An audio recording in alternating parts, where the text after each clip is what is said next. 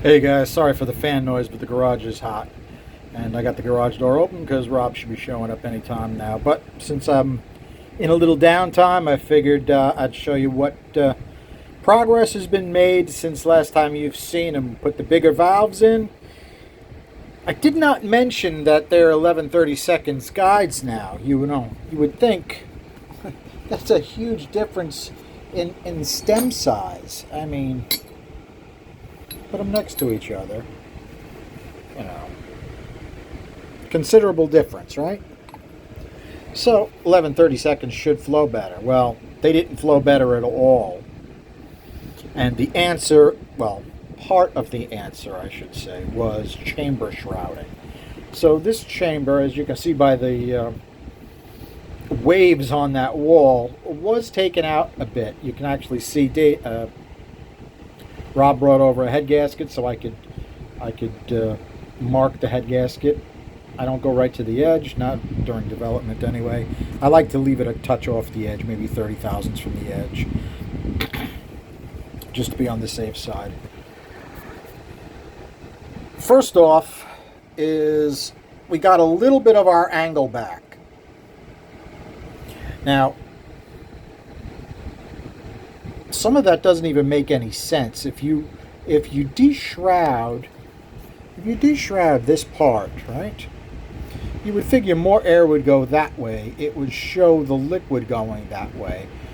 But instead, it angles it over to the center more. A little counterintuitive. You can definitely see more of a splatter around the plug than there was, and there's definitely more on the chamber wall than there was. That chamber wall was moved back a little bit. Okay. Let me change the lighting. Okay, looking right down its throat, you can see we got a little bit more of an angle, but not a huge change like it was when it was a 202. So this went from a 202 to a 208. The 202 was a 45 seat. This is a 50-degree seat. It should flow way better. Well, it didn't. But I deshrouded the chamber, and we can take a look at it now. Let me do my pluses and minuses for you guys. Okay, so this is how we made out. This is where we were. All minuses except for the very top. Plus, plus, plus, plus, plus, plus, plus, except at the very top. Now remember, all I did was change the shrouding. So what else do you think needs to be done? By the way, comments on the video for these flows were very good. So tell me what we should do next. I don't know if I'll get to it tonight. It's already late. I had to work late. But we'll see. How'd we do as far as the swirl? I didn't change that. Let me change that. Okay, I should mention we can't get any decent high lift numbers here because we're using Chevy length valves and not the extra long W2 valves. So in reality, I'm only being able to get this about 0.65. And when I put a flow ball on the short side, it went from 291 to 300 and 294 to 311. Okay, I think we got 315 out of the blown out W2s.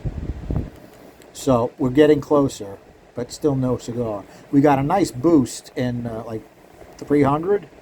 We went from 185 to 194, things like that. So it's on its way. The swirl kicked up everywhere, and we can see that on our Dicom. As far as the exhaust port, the only thing that was changed on the exhaust port, it got a little bit of deshrouding in the chamber, and I opened up the throat ratio a little bit. I didn't measure what those are. Let me measure what those are. Okay, as far as the throat ratios, I didn't touch the intake throat at all. And the work I did on the exhaust throat was really only on the short side. Got knocked back a little bit. But I didn't measure that. I measured across the bowl. So the measurement across the bowl is exactly the same. The distance from the back of the bowl to that short side is a touch wider, but maybe 20 thousandths. So our exhaust was a loser. It liked it better with the tighter throat.